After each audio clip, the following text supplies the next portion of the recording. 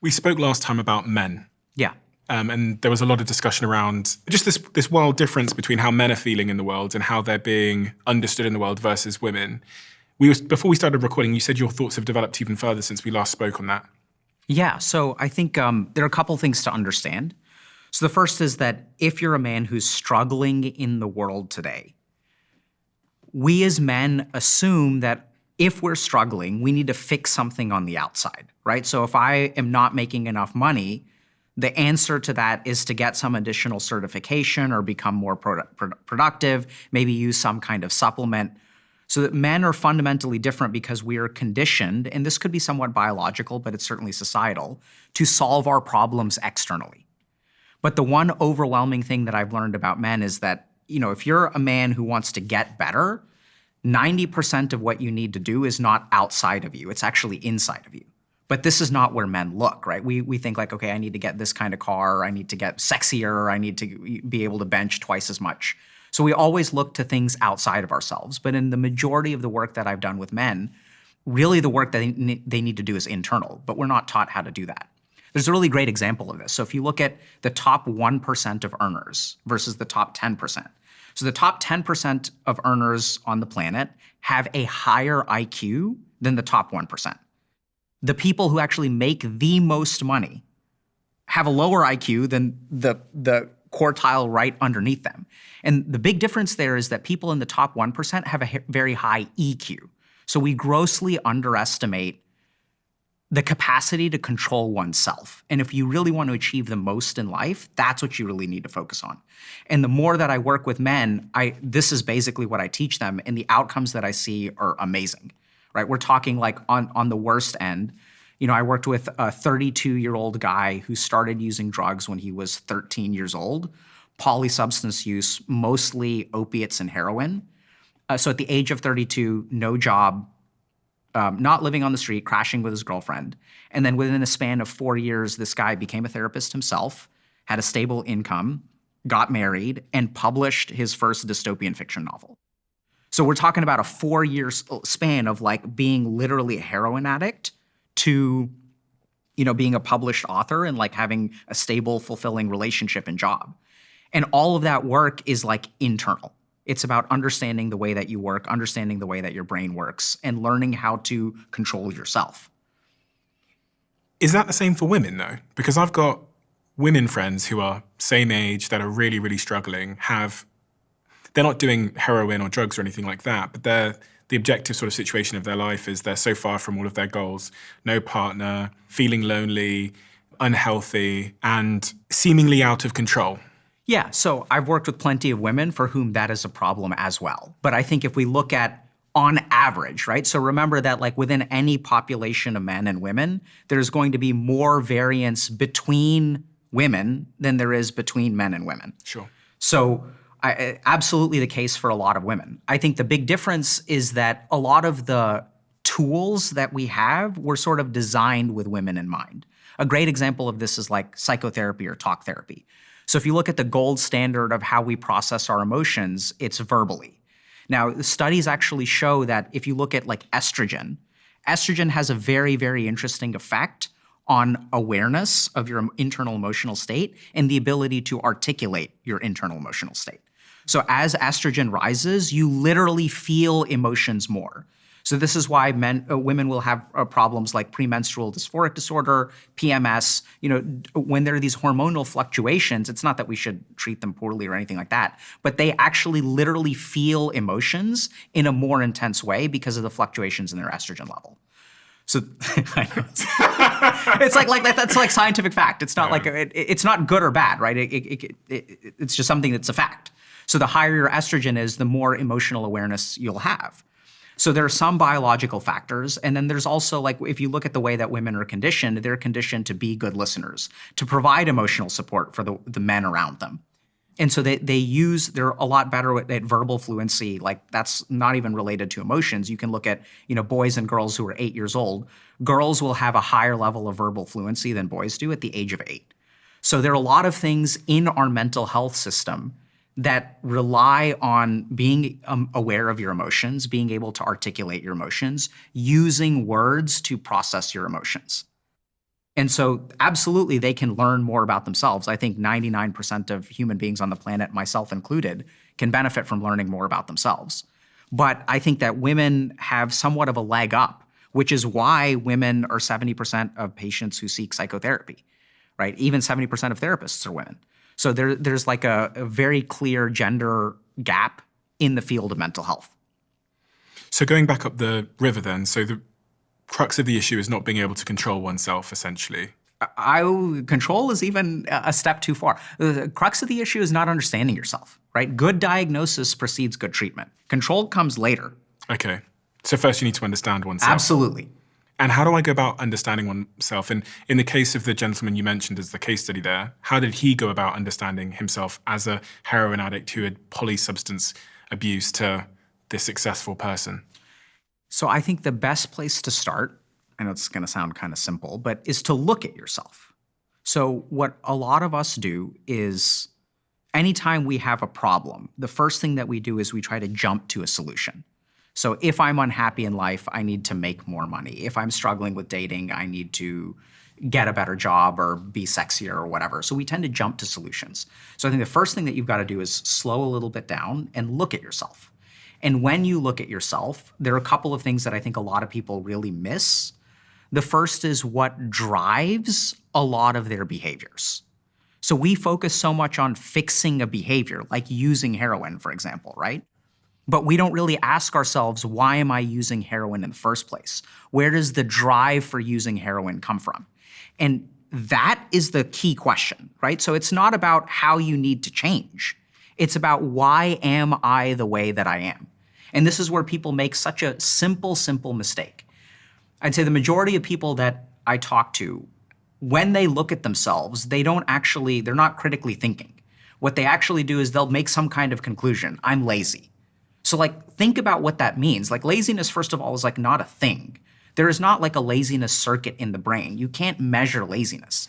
Laziness is a lazy way of looking at laziness. If we look at human behavior, motivation, discipline, things like follow-through, willpower, these are all discrete functions within our brain, and then we just say, oh, we're lazy. But which one of those things is lacking? So as we understand, okay, why are we lazy? What does that really mean? Where is my motivation coming from? What is the status of my willpower? As we explore these kinds of things, that's when we see really what the answer is. And the really cool thing is if you look at a lot of research on things like, we use this technique called motivational interviewing, where in order to change behavior, you don't need to convince anyone of anything. You need to help people understand things. And once a human being understands something themselves, they will automatically change behavior, right? If I tell you, hey, Steven, don't touch that pan, it's hot, and you touch the pan and you burn yourself, you won't listen to me. But the moment that you touch it and you get burned, suddenly your behavior will change on its own. We learn through experience.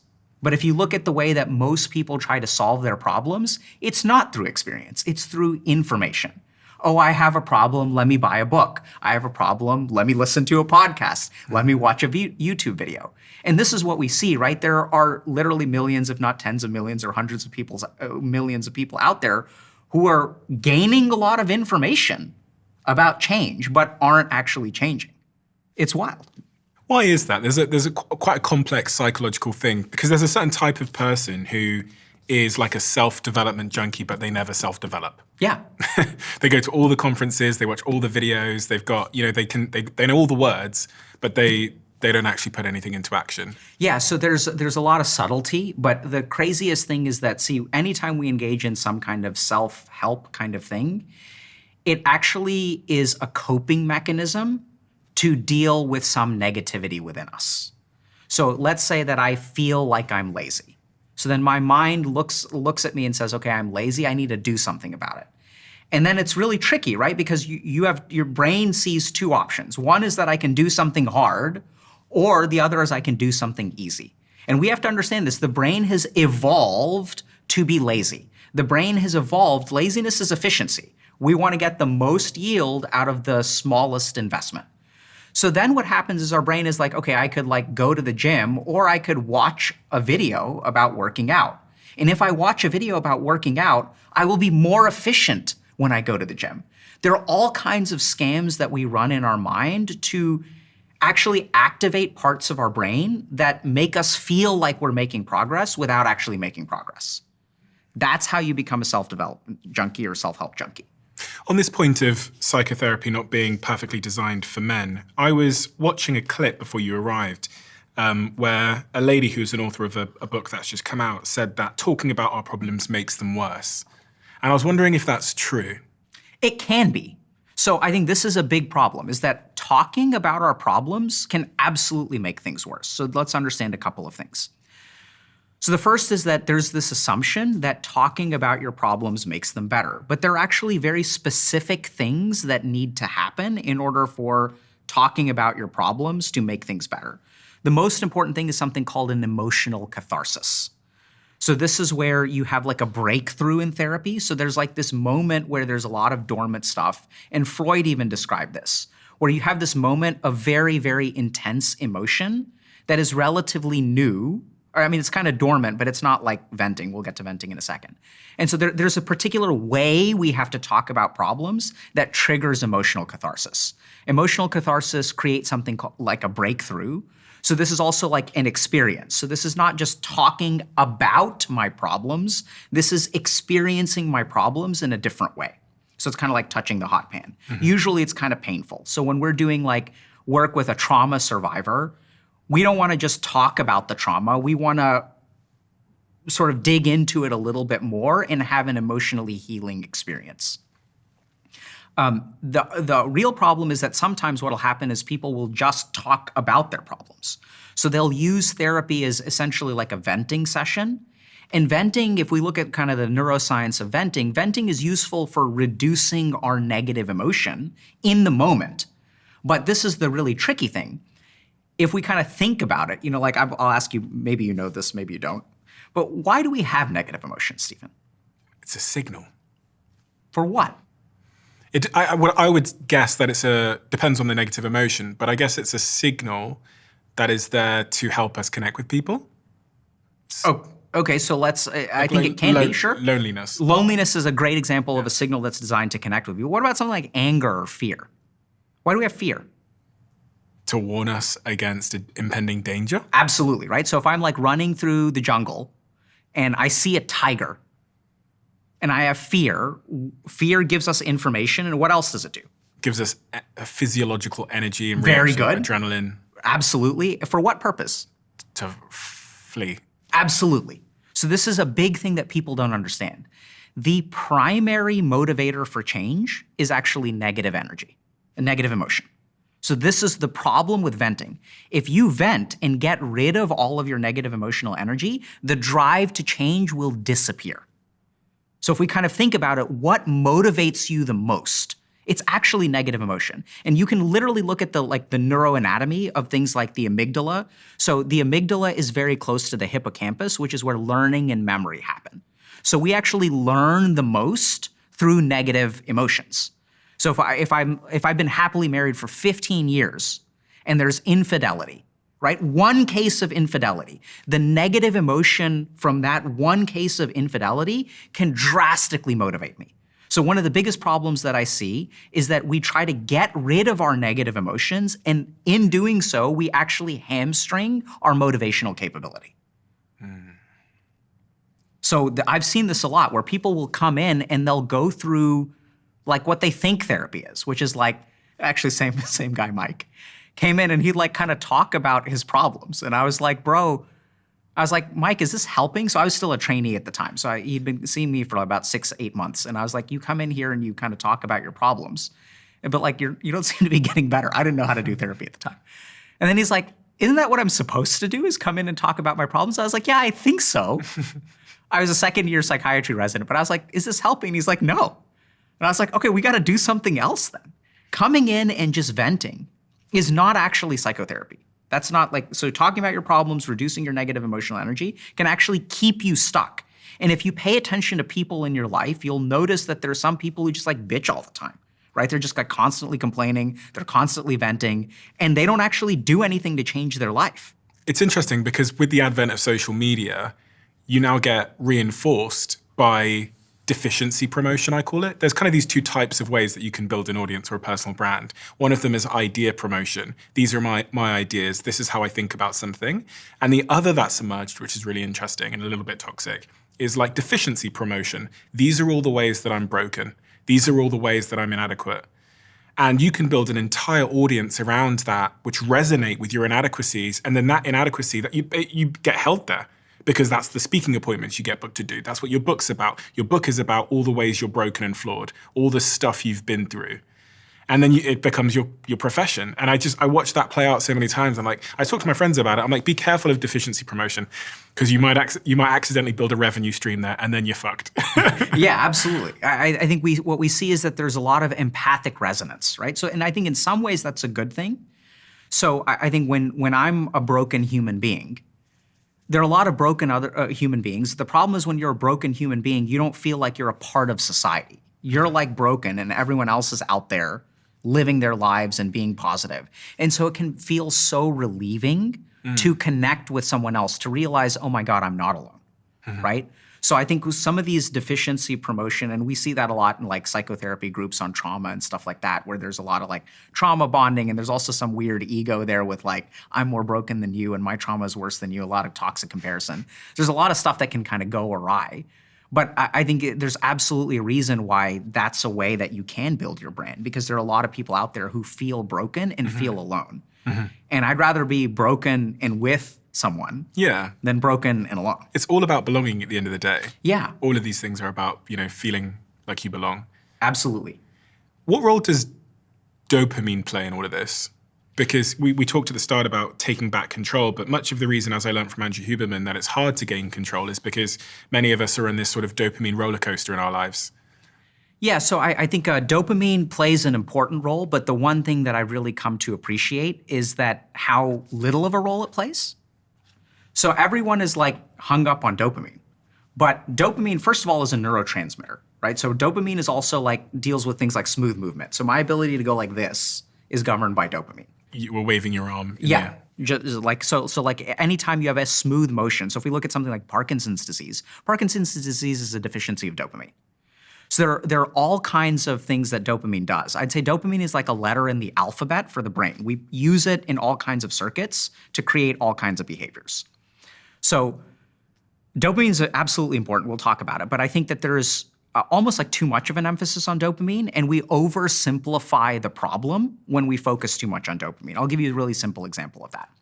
So one is, in my clinical experience, it's almost like dopamine and serotonin have an inverse relationship. So dopamine is what gives us a sense of pleasure. Dopamine also gives us behavioral reinforcement. But dopamine gives us pleasure, but will not give us contentment. So I've had plenty of patients who chase dopamine, right? And we know that, partying a lot, using a lot of drugs, having high adrenaline activities that all activate your dopamine system don't usually leave people feeling fulfilled and contented at the end of it. I've had plenty of millionaire playboys in my practice who tried that to find happiness and maximize the pleasure in their life, and it doesn't work. It's never going to work. And the problem with that is that our brain has this principle of tolerance. So the more that you activate your dopaminergic system, the more tolerance you'll develop to it. This is why people need higher doses of drugs to achieve the same goal. This is why people, when you first play a video game, it's a lot of fun. But hour 5, 6, 7, 8, it becomes less and less fun. And then you have old gamers like myself who are still chasing the beauty and the high of the games that we used to play when we were kids. So dopamine is almost like a scam neurotransmitter because it offers you pleasure temporarily, but in an unsustainable way. On the flip side, we have serotonin. So serotonin is associated more with contentment and peace. When we look at things like mood disorders, oftentimes what we're doing is improving the serotonin level, boosting the serotonin transmission in the brain. So peace and contentment is very different from pleasure. And these two things are almost inversely proportional and it's really interesting, you can look at something like orgasm, which is a great example of this. So when you have an orgasm, you get a spurt of dopamine and you feel a ton of pleasure. And then after your orgasm, you actually get a rise in serotonin and you feel incredibly contented. The really interesting thing is that if your serotonin levels are high, you won't feel horny. So like what'll happen is we know this because if we give someone serotonergic medication, if we boost your serotonin transmission, one of the side effects is anorgasmia, and like you can't have an orgasm. And then you also like aren't as sexually, you're not as thirsty, okay? So like this is one of the side effects. This is one of the number one reason why my patients stop serotonergic medication. It has to do with the sexual side effects. But if we kind of think about the neurotransmitters involved, right? When we boost serotonin, and we also see this in monks who are like super content and peace and they're not very thirsty, right? So if we kind of think about it, peace and happiness and contentment in life comes from serotonin. Dopamine is like actually kind of the opposite. And monks aren't like thrill chasers, right? They're able to develop this internal sense of contentment. So dopamine is absolutely a part of the problem. It's a very important part of the problem. But I think that it's like one piece in a larger whole. Does this explain why people's sex lives typically get worse when they're comfortable and they're married? Absolutely. It's amazing how much science can tell us about the formation of relationships and falling in love that we just don't apply. So being attracted, falling in love, developing a relationship, these can discretely be described neuroscientifically. So being attracted actually starts in the thalamus. So the thalamus is our sensory organ of the brain. It's kind of the sensory gateway. So it interprets a lot of sensory stimuli. So when I first meet someone, I'm like, oh, they look really good, right? It looks really fantastic. And I feel physically attracted to them. They smell great. Their laugh is beautiful. So the initial stages of attraction are all about sensory input. Then what happens, now this is what's really interesting. Falling in love is actually very dopaminergic. So this is one of the reasons why I think we're seeing declining birth rates. This is why it's like if you talk to people nowadays, like it's hard to fall in love. Everyone's dating, everyone's going out on dates and stuff, but like falling in love seems harder. And that's actually because of dopamine. So what happens is if you look at the phase of falling in love, what that involves is a dopaminergic connection. And a great example of this is like if we're going to dinner, right? And I put my hand out, just Stephen, hold my hand. And then we're gazing into each other's eyes and we're just holding hands. And then we feel in love. And if you kind of think about people in love, like it's like a dopaminergic high because that's literally what's going on. Now what you see, if you go to a restaurant and you people watch, which I love to do, what you'll see is two people on a date, both on their phones. So what's starting to happen is we are like developing this dopaminergic tolerance through things like devices. We're actually exhausting our dopamine, which is something that a lot of people don't understand. We run out of dopamine because we're using these devices, and then we have none left to fall in love. And then there are later things in the relationship that are more serotonergic in nature, where it's not as much about pleasure, but it's about connection and all kinds of other stuff. If you love the Diary of a CEO brand and you watch this channel, please do me a huge favor. Become part of the 15% of the viewers on this channel that have hit the subscribe button. It helps us tremendously, and the bigger the channel gets, the bigger the guests.